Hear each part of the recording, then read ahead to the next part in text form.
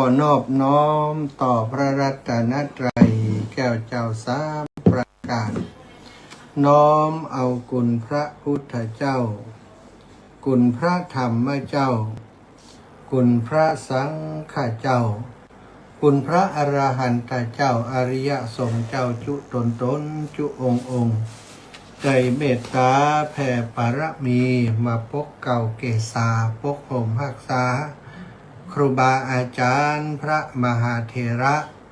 พระเทรานุเถระเพื่อนสหธรรมิกสหพรหมจารีทุกรูปทุกองค์ปกห่มรักษาศรัทธาสาธุชนคนดีโยมพ่อโยมแม่โยมพี่โยมน้องตั้งหลายศรัทธาท่านเจ้าทุกคนทุกท่านที่ติดตามรับฟังรายการสารธรรมยามค่ำตั้งสถานีวิทยุเพื่อพระพุทธศาสนาคลื่นสีขาวเพื่อชาวประชาวัดบรรพตสถิตออกอากาศจากอาคารเลขที่383หมู่ที่7อำเภอเมืองจังหวัดลำปางส่งไปยังสถานีวิทยุในเครือข่ายสายบุญของคลื่นสีขาวในช่วงเวลานี้หลายๆสถานีสถาญาติโยมตึงลำปางตึงเชียงใหม่ตึงลำพูนก็ได้ฟังรายการไปพร้อมๆกันเนาะก็ต้องขอบคุณกับครูบาอาจารย์ผู้เป็นเจ้าของสถานีผู้เกี่ยวข้องกับสถานีตลอดถึงสถาญาติโยมที่เปิดมีสถานีวิทยุเป็นเจ้าของสถานีและก็มอบเวลามาหือตังครูบาอาจารย์คลื่นสีขาวได้จัดรายการธรรมะในทุกวันศรัทธาญาติโยมวันนี้เราก็ได้มาพบปะกันอีกรอบหนึ่งวันนี้หลายรอบไปน้อยหนึ่งเนาะนับเวลาแล้วก็ตอนเจ้า2 ชั่วโมงตอนบ่าย2 ชั่วโมงตอนค่ำนี้ก็ลังว่าสักชั่วโมงหนึ่งตอน2 ทุ่มถึง4 ทุ่มเป็นเวลาที่ครูบาอาจารย์รูปอื่นท่านจะได้เข้ารายการแต่ส่วนของอาตมานั้นก็จะจบที่เวลา20 นาฬิกา19 ถึง 20 นาฬิกาเนาะพบกันวันนี้ก็สวัสดีครับสถานพ่ออีแม่ทั้งหลายวันพระได้ทำกิจกรรมเนื่องโดยวันพระหลายอย่างหลายประการตั้งแต่เจ้าจนถึงตอนค่ำตอนแรงนี้หลายคนไปทำบุญตักบาตรมาฟังธรรมแล้วก็ค่ำแรงก็สวดมนต์ไหว้พระหลายวัดเปิ่นก็สวดมนต์ตอนค่ำยามแรงนี้วัดบรรพตสถิตก็มีสวดมนต์ทำวัดเย็นแต่ก็เป็นอย่างนี้เนาะบัดได้ไปสวดมนต์ทำวัดโดยเปิ่นเหมือนครับว่าสนใจในกิจกรรมนี้แต่ว่าอาตมาภาพก็คิดดูแล้วว่าถ้าอาตมาไปสวดมนต์ทำวัดก็จะทำให้สถานีในช่วงนี้ว่างเว้นคนจัดรายการไปก็เลยปฏิบัติหน้าที่ตรงนี้แล้วก็ปาศรัทธาไหว้พระสวดมนต์เย็นไปพร้อมๆกันทุกวันเนาะถึงจะสวดมนต์แต่ก็ได้ทำหน้าที่ของเราแล้ว ศรัทธากราบพระพร้อมกันก่อนเนอะกราบ1พุทโธเมนาโถกราบ2ธัมโมเมนาโถกราบ3สังโฆเมนาโถอิมินาสการเรนะพุทธังอภิปูชยามิอิมินาสการเรนะธัมมังอภิปูชยามิอิมินาสการเรนะสังฆังอภิปูชยามิอรหังสัมมาสัมพุทโธภควาพุทธังภวันตังอภิวาเทมิกราสวากขาโตภควตาธัมโมธัมมังนะมัสสามิกราสุปฏิปันโนภควโตสาวกสังโฆสังฆังนะมามิกรานะโมตัสสะภะคะวะโตอะระหะโตสัมมาสัมพุทธัสสะ นะโมตัสสะภะคะวะโตอะระหะโตสัมมาสัมพุทธัสสะนะโมตัสสะภะคะวะโตอะระหะโตสัมมาสัมพุทธัสสะพุทธังสารนังคัจฉามิธัมมังสารนังคัจฉามิสังฆังสารนังคัจฉามิตุติยัมปิพุทธังสารนังคัจฉามิตุติยัมปิธัมมังสารนังคัจฉามิตุติยัมปิสังฆังสารนังคัจฉามิตติยัมปิพุทธังสารนังคัจฉามิตติยัมปิธัมมังสารนังคัจฉามิตติยัมปิสังฆังสารนังคัจฉามิ อิติปิโสภะคะวะอะระหังสัมมาสัมพุทโธวิชชาจารณะสัมปันโนสุขโตโลกาวิทูอนุตตโรปุริสธรรมะสารทิสัทธาเทวมนุษย์สานังพุทโธภะคะวะติสาวะคาโตภะคะวะตาธัมโมสันทิโกอากาลิโกเอหิปัสสิโกโอปานายิโกปัจจตังเวทิตาโพวินโยหิติสุปฏิปันโนภะคะวะโตสาวกสังโฆอุชุปฏิปันโนภะคะวะโตสาวกสังโฆยายาปฏิปันโนภะคะวะโตสาวกสังโฆสามิจิปฏิปันโนภะคะวะโตสาวกสังโฆยัตถิทังจัตตาริปุริสายุขานิอัฏฐปุริสาปุคลาเอสะภะคะวะโตสาวกสังโฆอาหุนายโยปาหุนายโยทักขินายโย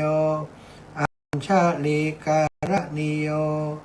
อนุตตรังปุญญเขตังโลกตาติ กราบพร้อมกันเนอสัตยมทั้งหลายกราบเนื้อพุทธังวรันตังศิรสานะมามิกราบสองธัมมังวรันตังศิรสานะมามิกราบสามสังฆังวรันตังศิรสานะมามิเสื้อทายญาติโยมทั้งหลายไหว้พระสวดมนต์ทำวัดเย็น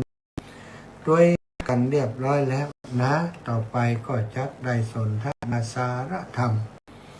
กับสถาอีพ่ออีแม่ทั้งหลายเป็นการแลกเปลี่ยนเรียนรู้เนาะรับรู้แลกเปลี่ยนกันไปนะสิ่งที่อาตมาได้หูมาพ้องสิ่งที่ศรัทธาญาติโยมได้หูมาพ้องฟังแล้วโทรมามาจามาสนทนากันได้วันนี้ อยากจะนำเสนอนะเกี่ยวกับเรื่องที่พระสัมมาสัมพุทธเจ้าทรงเอาชนะทรงเอาชนะอุปสรรคต่างๆตลอดการเผยแผ่พระธรรมเทศนาของพระองค์เผยแผ่พระพุทธศาสนาได้ประสบกับสถานการณ์ที่เลวร้ายสถานการณ์ที่บางครั้งบางคราวแทบเอาพระองค์บารอดแต่ว่าด้วยบารมีของพระพุทธเจ้าพระองค์บอกว่าในภพนี้ในชาติสุดท้ายนี้ที่พระองค์ตรัสรู้เป็นพระสัมมาสัมพุทธเจ้านี้บ่มีไผจะทำร้ายพระองค์ใดมีแต่พระองค์ที่จะช่วยสรรพสัตว์ทั้งหลายคือพ้นจากความทุกข์ใดคนที่ปองร้ายแต่พระพุทธองค์ล้วนแต่ประสบข้อกรรมอย่างแสนสาหัสนะคนที่อย่างนางจินจามนาวิกาก็ถูกแผ่นดินสูบคนที่อ้างตัวว่ามีอายังกับพระสัมมาสัมพุทธเจ้าจนมีท้อง แต่สุดท้ายก็เป็นเรื่องที่โกหกหลอกลวงสุดท้ายก็หับกรรมที่ตัวเองก่อไว้ แล้วก็เทวทัตกิ้งก้อนหินใส่พระสัมมาสัมพุทธเจ้าหวังจะปรงพระชนพระองค์ แต่สุดท้ายก็พ่ายแพ้แต่พุทธปารมี และก็ถูกแผ่นดินสูบในที่สุดแม้กระทั่งผู้ที่เป็นลุงของพระพุทธเจ้าอันเป็นบิดาเป็นพ่อของพระท่านเทวทัตและก็พระนางพิมพาโสธรานั้นก็เช่นเดียวกันสถาธรรมกรรมนักเนาะ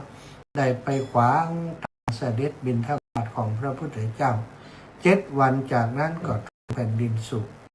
นี่พระองค์ได้เอาชนะมารพยานและคนคิดต่างๆได้โดยทำคุณงามความดีด้วยปัญญาที่ขึ้นโดยธรรมอย่างในเรื่องที่จะมาเล่าสู่ศรัทธาฟังวันนี้ที่เกี่ยวกับที่พระองค์ได้ปราบยักษ์ตนหนึ่งอารวกะยักษ์ผู้ดุร้ายมีอาวุธที่ สามารถจะล้างโลกฆ่าคนตายได้ทีละร้อยพันคน แต่สุดท้ายก็สยบยอมแก่ปัญญา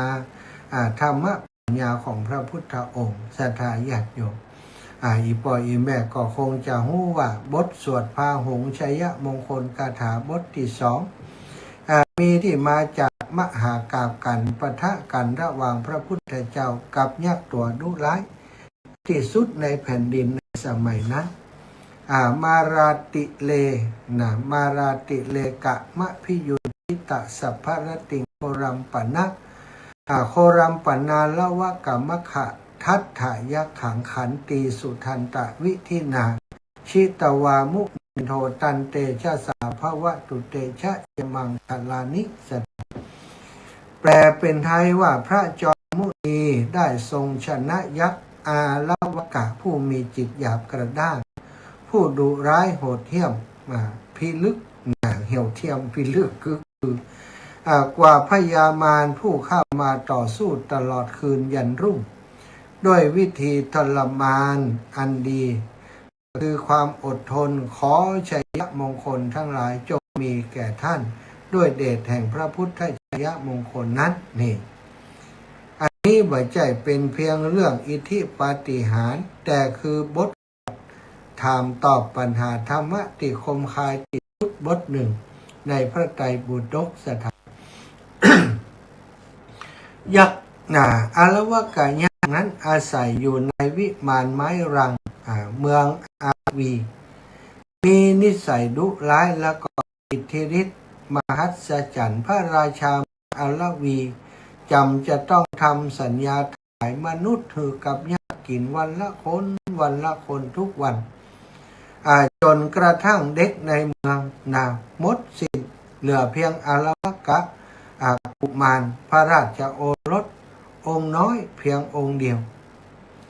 ในเช้าวันนั้นพระสัมมาสัมพุทธเจ้าทรงตรวจดูโลกด้วยพระญาณทรงหันว่าเด็กน้อยกำลังจะถูกส่งไปสังเวยและก็ทรงหันว่าอารวกะยักษ์สั่งสมกุศลมาพอที่จะบรรลุธรรมได้พระองค์จึงเสด็จไปยังวิมานของอารวกะยักษ์เพียงลำพัง เมื่ออารวกะยักษ์กลับมาหันพระพุทธเจ้าประทับบนบัลลังก์ของตนก็เกิดโทสะอย่างนักจึงได้ปลดปล่อยสัตราวุธเก่าประการเข้าทำร้ายบอกว่าจะเป็นพายุหมุนกว่าภูเขาฝนก้อนหินฝนทานเพลิงร้อนแรงฝนเท่าแดงแล้วก็ความมืดมิดชนิดอนทการและสุดท้ายก็ทรงปล่อยทุตสาวุธผ้าโพศักดิ์สิทธิ์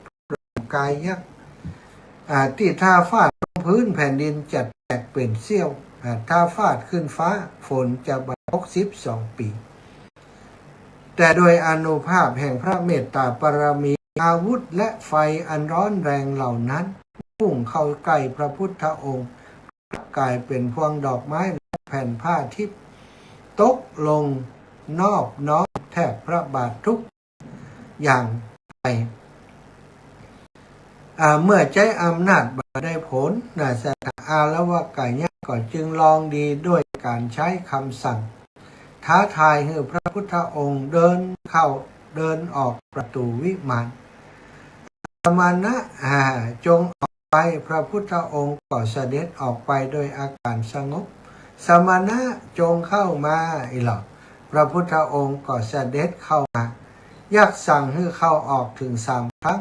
หวังให้พระพุทธองค์งุดงิดหรือว่าโกรธแต่ครั้งที่4พระพุทธองค์ตรัสอย่างนิ่งสงบว่าตถาคตออกไปแล้วเธอจงท่าสิ่งที่เธอคิดควรทำเถิดเมื่อทำอย่างบ่ได้อารวกะยักษ์จึงขู่ว่าจะทำปัญหาธรรมที่ตนจำสืบมาหากตอบบ่ได้จะจับแขนเวียงไปที่แม่น้ำคงคาแล้วก็ฉีกหัวใจทิ้งยักษ์ ยักษ์ถามประโยคว่า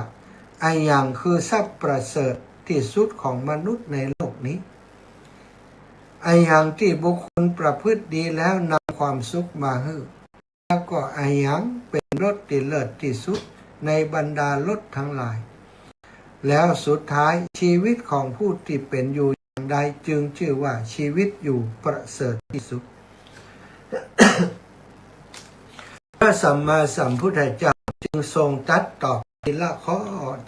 ข้ออย่างลึกซึ้งว่า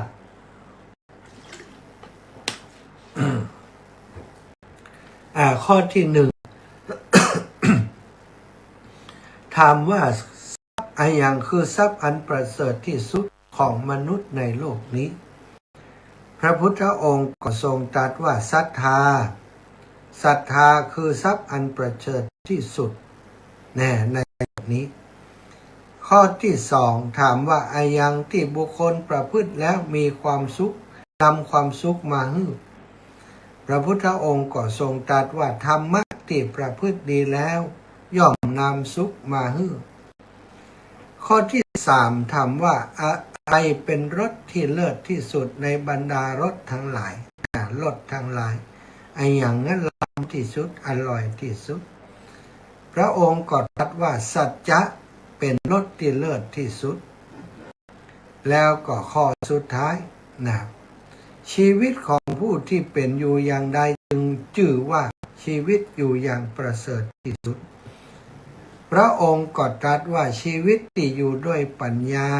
ชื่อว่าเป็นชีวิตที่ประเสริฐที่สุด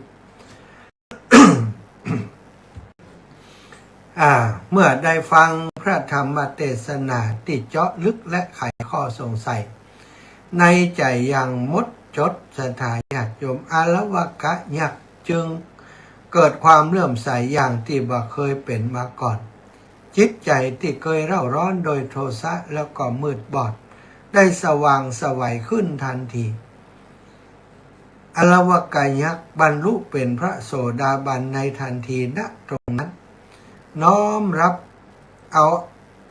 อารวกะกุมารเด็กน้อยที่นำมาสังเวยด้วยความอ่อนโยนและก็กุมมือเด็กน้อยนำมาถวายแด่พระพุทธเจ้าด้วยความเคารพสูงสุด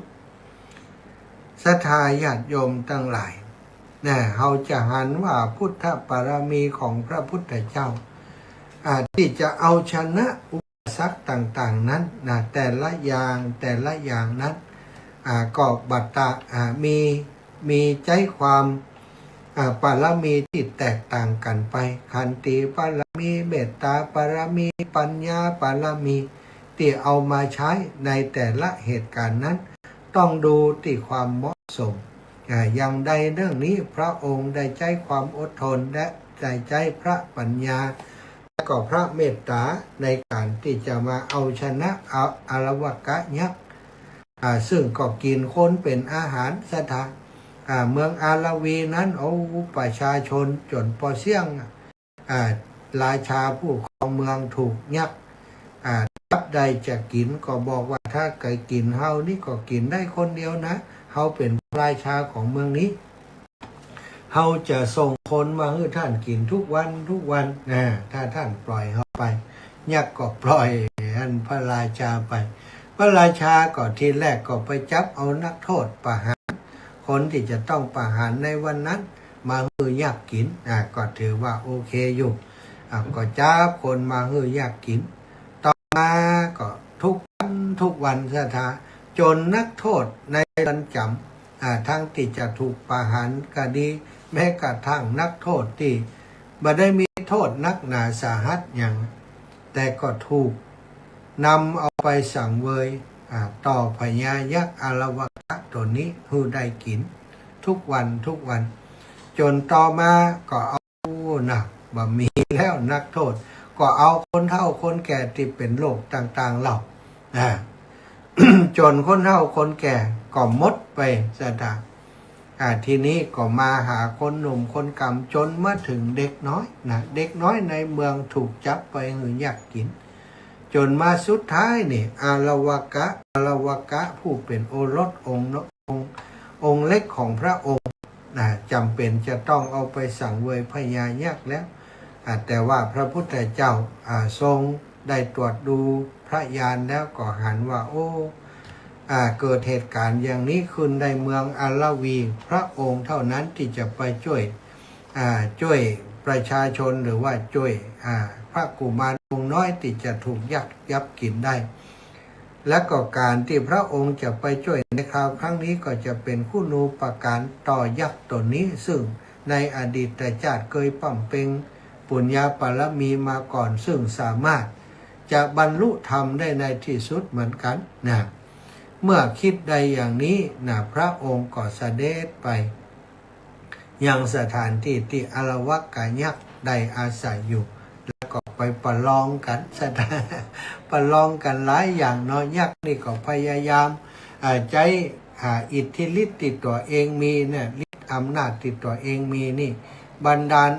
อาวุธต่างๆเพื่อจะเข้าห้ำหั่นกับพระพุทธเจ้าแต่ว่าก็แพ้ก็ก้านวัดสถา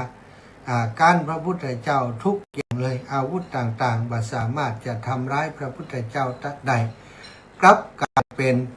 ของหอมดอกไม้ต่างๆไปปูชาแทบพระบาทของพระองค์ด้วยความนอบน้อมยักษ์ก็บ่ยอมแปะยังบ่ยอมการแต่สั่งให้พระพุทธเจ้าเดินเข้าเดินออกในวิมานของตนถึง3 ครั้งจนพระพุทธองค์บอกว่าพอแล้วยักษ์เขาบ่ออกไปเห็นแล้ว ท่านมีอย่างก็ถามมาเถิดยักษ์ก็บอกดีแล้วเขาจะถามปัญหาซึ่งบ่มีไผตอบได้คนติดตอบมาได้โดนเขาจับกินมาเยอะแล้ววันนี้จะจับท่านกินเป็นอาหารแล้วนี่พระพุทธเจ้าก็ถามมาแล้วมีคำถามอะไรยังที่เขาตถาคตตอบมาได้นึกดูแล้วบ่มีหรอกยักษ์เอ๋ยท่านถามมาเลยยักษ์ก็เลยถามปัญหา4 อย่างที่ได้กล่าวมาสถาญาติเนาะ ถามปัญหา4 อย่างที่ว่ามาตะกี้อายังคือทรัพย์อันประเสริฐที่สุดของมนุษย์ในโลกนี้ศรัทธาจำไว้เลยทรัพย์ประเสริฐที่สุดของมนุษย์ในโลกนี้ก็คือศรัทธาศรัทธาเป็นทรัพย์อันประเสริฐที่สุดนี่เขามีศรัทธาในพระพุทธศาสนาจึงได้เข้ามาศึกษาเล่าเรียนนับถือพระพุทธพระธรรมพระสงฆ์เป็นรัตนะเป็นที่พึ่งอันประเสริฐด้วยเฮามีศรัทธาถ้าบ่มีศรัทธาเห็นแล้ว จะมีไผศรัทธาเข้ามานับถือพระพุทธศาสนาที่เฮาได้มานับถือพุทธศาสนานี้ก็เพราะเฮามีศรัทธาในพระพุทธศาสนาฉะนั้นศรัทธาจึงถือว่าเป็นทรัพย์อันประเสริฐที่สุดนี่อย่างที่บุคคลประพฤติแล้วนำความสุขมาให้ศรัทธาก็ธรรมะนั่นแหละธรรมะสิ่งที่ถูกต้องสิ่งที่เป็นความดีความงามที่เป็นสัมมาทิฏฐิทั้งหลายเฮาปฏิบัติไปแล้วสิ่งเหล่านี้ย่อมจะนำความสุขมาสู่เฮาผู้ปฏิบัติธรรมนั้นแล้วก็ข้อที่3ถามว่ารถอะไรเป็นรถที่เลิศที่สุดในบรรดารถทั้งหลายรถทั้งหลายที่เฮาดื่มเฮากินเข้าไปนั่นแหละศรัทธาลองมาคืดพอเนาะมันมีรสอะไรอย่างอร่อยไปกว่าเลิศรสไปกว่าความจริงก็คือสัจจะสัจจะนี้เป็นรสที่เลิศที่สุดในบรรดารสที่เลิศทั้งหลายถือว่าศรัทธาเป็นรสที่เลิศที่สุด แล้วก็ชีวิตที่อยู่สุดท้ายถามว่าชีวิตของผู้ที่อยู่อย่างใดชื่อว่ามีชีวิตอยู่ประเสริฐที่สุดพระพุทธองค์ก็ได้ตรัสเฉลยว่าชีวิตที่อยู่ด้วยปัญญาคือใช้ปัญญาในการดำรงชีวิตปัญญาที่ประกอบไปด้วยสัมมาทิฏฐิหรือว่าเป็นวิชาเป็นความรู้ปัญญาที่ประกอบไปด้วยสัมมาทิฏฐิอันนี้แหละคือ ชีวิตที่อยู่ด้วยปัญญาแล้วก็จะมีเป็นชีวิตที่ประเสริฐที่สุดสถานเมื่อทำจบลงแล้วยักษ์ก็ได้บรรลุเป็นพระโสดาบันเปลี่ยนจากคนที่จิตใจโหดร้ายมาเป็นคนที่บ่มีความโกรธความโลภความหลงอีกต่อไปเชื่อฟังพระพุทธเจ้าเอาชนะความโกรธได้พระพุทธองค์บัดได้ใจกำลังหรืออิทธิฤทธิ์ไปทำร้ายยักษ์แต่ทรงชนะโดยพระเมตตาและก็ปัญญาสามารถสยบโทสะคนที่กำลังโกรธหรือว่าดุร้ายสิ่งที่จะยกสยบเขาได้ไม่ใช่การใช้อารมณ์ตอบโต้ตอบรับแต่คือการใช้สติปัญญาและก็ความสงบในการสยบความโกรธนั้นทรัพย์ที่แท้จริงคือศรัทธาและปัญญาอาวุธที่ยิ่งใหญ่ที่สุดบ่ได้อยู่ในมือแต่อยู่ที่จิตใจของเฮานี้เองศรัทธาญาติโยมทั้งหลายจากเรื่องเล่าในเรื่องนี้ศรัทธาญาติโยมอีพ่ออีแม่ทั้งหลายก็คงพอจะนึกออกว่าพระพุทธองค์มีความประสงค์จะสั่งสอนพุทธบริษัทให้มีศรัทธาที่ตั้งมั่นและก็เป็นศรัทธาที่ประกอบไปด้วยปัญญาศรัทธาที่ตั้งมั่นในศาสนานี้ศรัทธาก็คือศรัทธาที่บ่งอนแง่นคอนแค้นบ่ใจเจ้าหูไว้หูเจ้าพระพุทธเจ้าว่าทำดีๆแต่ว่าบ่เคยสั่งสมอบรมตัวเองให้อยู่บนเส้นทางแห่งความดีเลยพระพุทธองค์บอกว่าสิ่งที่จะทำให้คนเป็นคนดีนั้นที่จะเป็นรากฐานของคนดีนั้นก็คือการเป็นผู้มีศีลเป็นที่พึ่งที่พึ่งอื่นนอกจากศีลบ่มีศรัทธาเมื่อเฮามีศีลเฮามีรัตนตรัยเป็นที่พึ่งแล้วบุคคลคนนั้นบุคคลท่านนั้นก็จะประสบแต่ความสุขในชีวิตในแต่ละวันที่ดำเนินไปแต่ว่าหากปราศจากศีลเสร็จแล้วชีวิตของคนคนนั้นก็จะมักจะลุ่มหลงอยู่ในความโลภความโกรธความหลงต่างๆเมื่อความโลภความโกรธความหลงเป็นเจ้าเรือนก็จะนำพาถ้าเขาคบหากับกิเลสต่างๆที่เป็นต้นเหตุแห่งความทุกข์คือจิตใจไปมกมุ่นไปอยู่กับความโลภความโกรธความหลงทั้งหลายสิ่งที่จะย้อนคืนมาหาเฮาก็คือความบาสำราญบาสงบสุขของชีวิตสถานเมื่อเฮาบ่มีศีลก็คือเป็นผู้ทุศีลเป็นผู้ที่เบียดเบียนผู้อื่นเป็นผู้ที่ทำร้ายผู้อื่นเป็นผู้ที่ข่มเหงคะเนงร้ายโดยวาจาโดยกายต่อผู้อื่นเป็นผู้ที่ยักยอกเอาทรัพย์สินของผู้อื่นคดโกงเขาหรือว่าแม้กระทั่งไปพูดปดมดเท็จดื่มสุราเมลัยต่างๆอันเป็นเหตุให้ตัวเองสูญเสียสติสัมปชัญญะที่ดีไปสิ่งเหล่านี้จะเป็นสิ่งที่ทำให้คนคนนั้นมีความทุกข์ชีวิตที่อยู่ด้วยปัญญาจึงเป็นชีวิตที่ประเสริฐที่สุดเนาะปัญญาจะต้องประกอบศรัทธาจะต้องประกอบไปด้วยปัญญามันถึงจะทำให้บุคคลผู้นั้นบุคคลท่านนั้นอยู่อย่างมีความสุขนะศรัทธาญาติโยมวันนี้นะก็แต่เป็นวันพระเนอะขอให้ศรัทธาญาติโยมทุกคนทุกท่านที่ได้ไปทำบุญในวันนี้นะได้ทำบุญด้วยตัวเองก็มีความสุขด้วยตัวเองเอาความสุขต่างๆมาฝากมาแบ่งมาปันกับพี่น้องนะทุกคนทุกท่านที่เปิ้นฟังรายการนี้โดยกันเนอะคุณโยมท่านนาเดชคุณโยมตวงพรคุณโยมนางสาวกมลทิพย์นางสาวนัทวรัตน์ไผ่เรือน คุณทนจตุพรจรัตน์จากกทนี้แม่หอมนะแม่หอมได้มีปัจจัยมาถวายร่วมบุญอันร่วมบุญในการซื้อทรายเนาะแม่หอมขอบคุณเนอะโยมแม่หอมแล้วก็คณะญาติธรรมของอีแม่เนาะทุกคนทุกท่านถวายปัจจัยว่าเป็นก้าทรายนะแม่หอมเทินบุรินทร์นะพร้อมกับครอบครัวเป็นเงินอยู่ 3,000 บาทแล้ววันนี้นะศรัทธาเพิ่นได้เอาซองผ้าป่า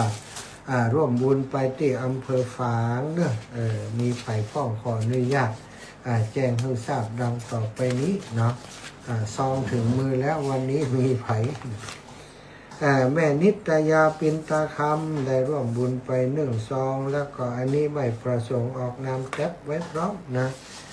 มี2 ซอง3 ซอง4 ซอง5 ซองไม่ประสงค์ออกนามนะก็ขอบคุณเนอะได้ถวายปัจจัยมาร่วมบุญพระป่าอำเภอฝางแล้วก็มี เพิ่มเติมมาตรงนี้แฮมนะตันประกาศก็จะฮะ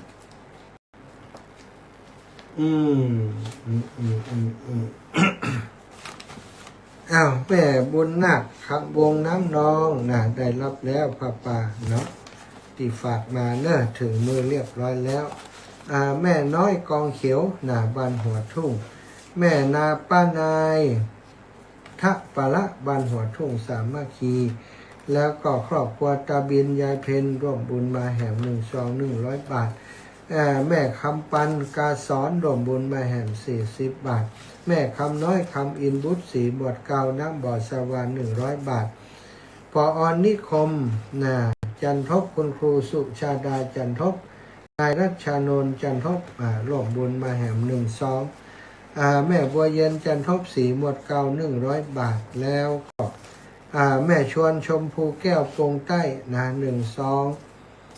แม่น้อยสุภาพใจเย็นปงเหนือ40 บาทอันนี้ประกาศแล้วจ้ะกระหว่อมประกาศอันนี้ประกาศแล้วขออนุญาตอ่านซ้ำนะแม่จันสมเซนทองหลาง50 บาทแล้วก็แม่อนงวันตาบ้านศาลาดงลานผ้าป่าน้ำบ่อสวา100แม่พลอยชิมพีศาลาบัวบกนะร่วมบุญมาแหม100แม่โยมปีอารีสิทธิบุญธรรมร่วมบุญมาแหม100 บาทอันนี้ที่รับมาแล้วนะที่โยมน้องสมจิตนี้เดี๋ยววันอื่นจะไปเอาเนาะ แล้วก่อนนี้ไปอันนี้เรียบร้อยแล้วเอาละศรัทธาญาติโยมวันที่12เนาะที่น้ำบ่อสาวาจะมีการทอดผ้าป่าสามัคคีสมทบทุนซื้ออุปกรณ์ของสถานีวิทยุคลื่นสีขาวของอำเภอฝางเนาะจะได้ไปช่วยกันเนอศรัทธาตังลำปางตอนนี้รถของแม่บัวขี้ท่าโปแม่บัวลอยปงเทพแม่อันบัวเลียวใช้อุด แม่ถนอมนำวงเต็มแล้วแล้วตอนนี้ก็มีรถของโยมน้องสมจิตอินทรวิจิตขาดไป3 คนหรืออย่างไรเนี่ยเนาะขาดไป3 คนก็จะเพิ่มเติมเพิ่มเนอะถ้าขาดไปอย่างใดก็จะจัดคนใส่ไปคือเต็มที่จะไปด้วยกัน2 ตู้แล้วก็รถส่วนตัวก็น่าจะ 2-3 คันที่จะไปในวันที่12นี้นะส่วนใครจะไปโดยที่บ่มีรถกำเตือถ้ามีรถส่วนตัวก็เอาไปด้วยกันได้เนาะสถานไปแอวเมืองฝางด้วยกันอากาศดีผลไม้เยอะเนาะสถานที่แสวงบุญมีเยอะเนาะอาตมานี้ก็ไปเมืองฝางถือว่าไปบ่อยอยู่เนื่องจากว่ามีกิจกรรมการงานของครูบาอาจารย์ตั้งปุ้นอาตมาภาพแล้วก็ครูบาอาจารย์ตั้งเชียงใหม่ตั้งลำปางก็ไปเป็นประจำเพราะว่าเวลางานของเฮามีเปิ้นก็มาช่วยเหลือเกื้อกูลอุดหนุนของเฮาอยู่ตลอดก็ต้องสลับสับเปลี่ยนช่วยเหลือกันไปอย่างนี้เนาะเอาศรัทธาญาติโยมตอนนี้เวลา 19:43 นาทีเนอะ ก็จะปั้นเวลาให้ศรัทธาญาติโยมได้โทรเข้ามาที่เบอร์โทร 0808844173 วันนี้มีศรัทธาญาติโยมหลายคนหลายท่านโทรเข้ามามาหอมปัจจัยกาน้ำกาไฟแล้วก็หอมผ้าป่าไปที่อำเภอฝางแต่ว่าอาตมายังไม่ได้คัดลอกจากตังโทรศัพท์กำเตือบันทึกเสียงไว้แต่ว่ายังไม่ได้เขียนออกมากำเตือก็ยังไม่ได้ประกาศให้ทราบแต่นะเพราะมันเวลาน้อยมากเนาะเดินทางกลับจากเชียงใหม่มาถึงบ่มีเวลาเหลือแม้แต่นาทีเดียวเข้ามาปุ๊บก็เปิดเครื่องสัญญาณก็ฮับพอดี เนี่ยอย่างไรเนาะบ่มีเวลาเตรียมตัวเลยแล้วก็วันพรุ่งนี้เนี่ยบันพี่น้องบันน้ำโจบันป่าจ้ำเนาะที่อาตมาฝากซองไว้ก็จะไปที่น้ำโจป่าจ้ำในวันพรุ่งนี้แล้วก็จะซดไปที่บันวังเป้าตัวเนาะ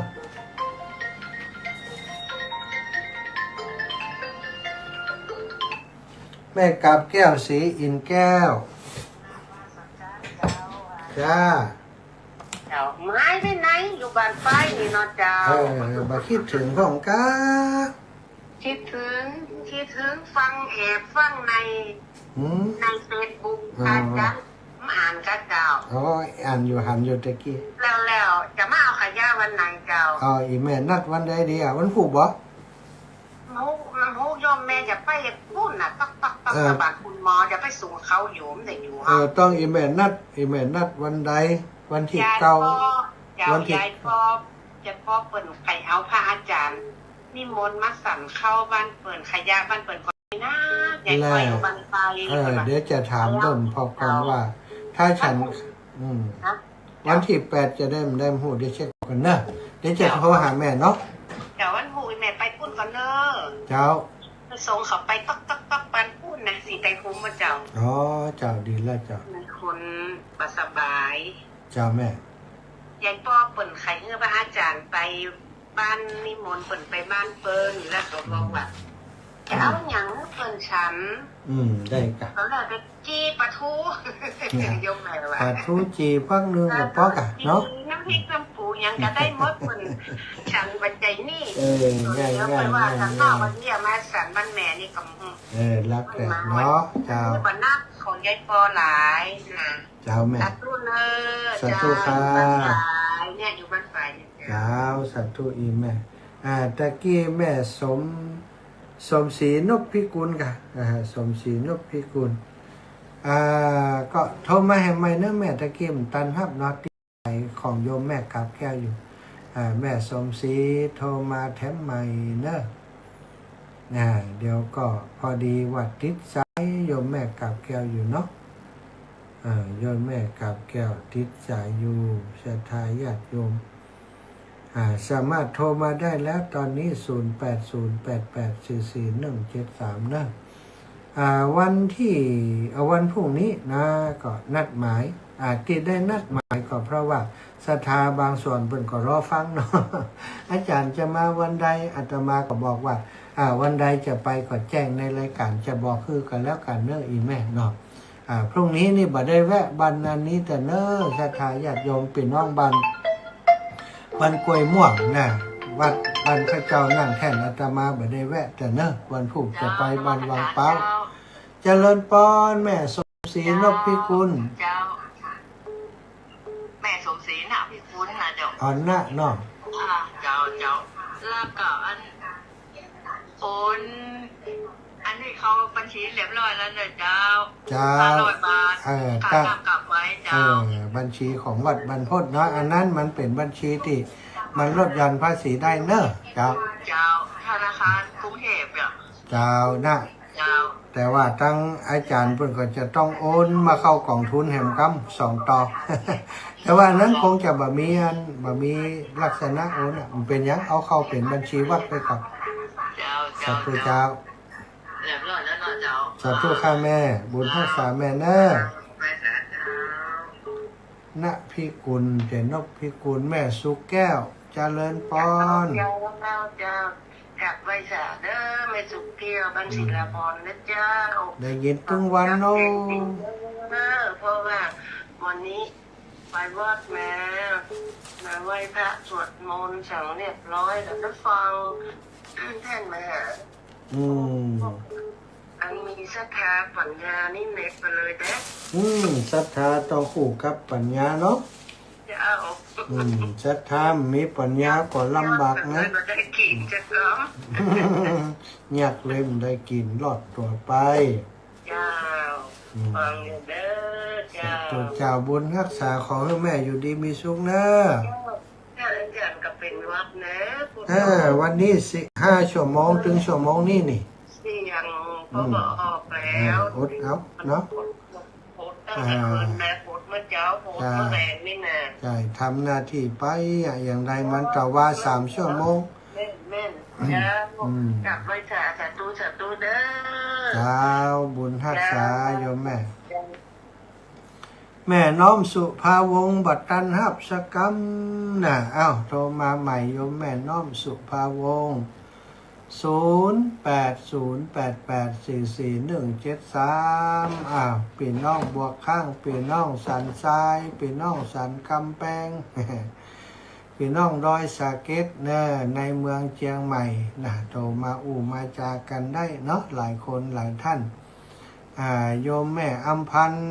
สวนโคตรที่หลังสนามบินพร้อมมาได้ก็โทรบอกเด้อ เก็บขยะออมบุญไว้หือเนาะขอบคุณกับโยมแม่ยังก็เนี่ยใช้เรือนเนาะ เดี๋ยวต้องเปิดดูในกองบุญขยะออมบุญอีแม่คือไปเอาของ2 เทื่อแล้วนะอยู่บะไก่ครับอันสนามบินเท่าใดอันนี้ก็เปิ่นก็เก็บขยะออมบุญฮือเนาะหลายอย่างในบ้านในจอง เอามาฮือวันนั้นก็มีเครื่องซักผ้าทีวีเนี่ยเอาถวายเป็นขยะออมบุญมาเอาเข้ากองทุนสถานีวิทยุสถาญาติโยม เจริญปอนแม่น้อมสุภาวงศ์ เจ้าคนแข่งมาดีเพื่อนอยากไว้ตัวหวา บ่เอากี่ขั้นกับได้เอาเป้งได้ อันใหญ่ปะเก่าแล้ว เอาใจมาช่วยกัน เจ้าคนเดินส่งเดือน ปัญหอมปัญหาเดี๋ยวไปปะกันเพื่อนวัดปากตังเจริญตานกฐินเด้อ จ้า จ้าบุญรักษาอีแม่ขออีแม่อยู่ดีมีสุขศรัทธาญาติโยมพี่น้องตั้งจอมต้องโลน แม่แก้วนะแม่ยาแก้วแม่ลาอ่อนนะแม่แก้วนันทวังแม่ลาอ่อนขวังเปาญาติโยมที่ตั้งจอมทองก็ถือว่าฟังเยอะอยู่เนาะแล้วก็ขอขอบคุณครับศรัทธาญาติโยมที่เปิ่นติดตามตั้งไลฟ์สดด้วยเนาะโยมป่อโยมแม่ตั้งหลายติดตามตั้งไลฟ์สดก่อนนักอาละอยู่เหมือนกันเนาะโยมน้องสมควันใจน้อยโยมแม่จันเป็งนะก็ติดตามอยู่ทาง Facebook ไลฟ์นะติดตามกันทุกวันก็รู้สึกขอบคุณในกำลังใจที่ศรัทธาญาติโยมได้มอบฮื้อได้มีฮื้อครับอาตมาภาพที่ได้จัดในการฮื้อศรัทธาญาติโยมได้รับฟังทุกค่ำยำแรงอย่างนี้เนาะมีไผ่พ้องจะดูก่อนเนอะ แม่พิษสมัยเขื่อนคำแสนกับไว้สาเจ้าอาจารย์วันนี้มานอนวับกับคุณแม่บัวลอยแม่ทองสุขนอน21 คนเจ้าอนุโมทนาสาธุเนอะญาติโยมพี่น้องต่างบ้านนางแลเนาะแล้วก็ปีชุติการรอดพยานก็ได้ฟังรายการอยู่กราบนมัสการสาธุเจ้าแม่เพนกาฟังกราบสาธุเจ้าเหมือนกันแม่กองคำนันตาปลูกแม่กองคำนันตาปลูกสีหมดเข้าฟังอยู่เจ้ากราบสาธุนะแม่จันเป่งกราบไว้สาเจ้าแน่โยมน้องสมควันใจน้อยคนโยมกนกพิชัยนาขอบคุณทุกคนทุกสายเนอะติดตามทาง Facebook ไลฟ์ตัวเนาะตั้งลิงก์สถานีตัวแล้วก็ตั้งสถานีวิทยุทุกคลื่นความถี่ที่กระจายเสียงออกอากาศไปในขณะนี้วันนี้ก็ต้อง สุมาอภัยกับเสียงที่แหบแห้ง ก็โดยใจเปิ่นนักลำไปเนาะสถานแต่คืนนี้ตะวา3 ชั่วโมงตอนค่ำตอนแรงนะ3 ชั่วโมงตื่นเช้ามา5 ถึง 7 โมงแหม2 ชั่วโมงแล้วก็ตอนบ่ายตะกี้นี้2 ชั่วโมงนะตอนเย็นนี้ก็ได้แหม1 ชั่วโมงนี่เป็นหน้าที่ที่จะต้องปฏิบัตินะจริงๆแล้วตะวานี้ก็ทดแทนครูบาอาจารย์ท่านอาจารย์ใหญ่พระมหานพดลสุวรรณเมธี2 ชั่วโมงแล้วก็ตอนเจ้านี้นะ5 นั้นก็แทนท่านอาจารย์ใหญ่พระครูอภิวัฒนวิกรม2 ชั่วโมงตอนบ่ายนี้เป็นเวลาที่อาตมาจะต้องจัดทุกวันพฤหัสบดีก็2 ชั่วโมงแล้วก็ตอนแรงนี่แหม1 ชั่วโมงก็เป็นสาเหตุของการที่เสียงมันแหบมันแห้งไปเนอะก็คงบ่มีไผว่าอย่างก้าเนาะเสียงบดีบ่อิ่มได้ จะไปจมเพื่อกันเนอะสำหรับปีนี้สถาเทศตั้งธรรมหลวงเทศมหาชาติ3 ยกนะยกแรกนั้นจะจัดขึ้นในวันที่กำหนดวันแล้วนะวันที่29 เดือนสิงหานี้ในยกที่1วันเสาร์ที่29วันเสาร์ที่29เดือนสิงหาแล้วก็ยกที่2นะยกที่2นี้วันที่27เป็นวันอาทิตย์วันที่27เดือนกันยาสถานแล้วก็สุดท้ายนะวันที่สุดท้ายนี่ก็คือเดือนตุลาวันที่17วันเสาร์ที่17ตุลาซึ่งจะออกพรรษาในวันที่26สถานถ้าเอาวันที่24นี่มันใกล้ล้ำไปก็เป็นวันที่17เนาะเดือนสุดท้ายนะเอาตักไปหาตะเกียอู้ถึงตะเกียฟังอยู่เด้ออีป่อลูกมีนี่แล้วอีป่อกินข้าวแรงครับยังกินข้าวกับชนะเก่งกินข้าวนานี่มิมมาข้าวลูกซื้อของกินมาเลยอ๋อลูกซื้อไว้จ่าเด้อขอบคุณอีแม่ไลลาสตางค์กับบ่ได้ฮือแกเด้อบ่เป็นอย่างเด้อเก็บไว้ให้เด้อไม่ได้กลับมาเอาเด้อเจ้าบุญรักษานะแม่นะโอนกับมาจ้างอันนั้นไปมันได้ก็ไปเอามันนั่นไงเนาะจ้าเจ้าถุงบ้างสาธุค่ะสาธุค่ะขอบคุณแม่ยาแก้วกันถ้าวังเจริญปอน8311รายงานตัวหน่อยแม่แสงล่าบ้านทรายเจ้าแม่แสงล่าบ้านทรายเจดีย์ซาวลำปางเนาะฟังอยู่ทุกวันติดบ้านก็ว่าติดเตียงเอาทั้งวัดและทำตัวทุกวันดีแล้วเอาบุญมาฮื้อกันทุกวันเนาะขอบคุณเนอะแม่แสงล่าแม่ยายล่าขอบคุณนักหน้าขอให้อยู่ดีมีสุขปันหอมปันหายเร็วๆนะบุญรักษาเวลาหมดแล้วแม่ย่าแม่ยายตั้งหลายขอนำรายการจากลาไปก่อนเนอะจนกว่าจะพบกันใหม่ในวันพรุ่งนี้สำหรับค่ำนี้แรงนี้ขอความสัสดีจงมีแก่ท่านเจ้าทั้งหลายจัตตารโอธรรมาวัฏันติอายุวันโนสุขังพระลัง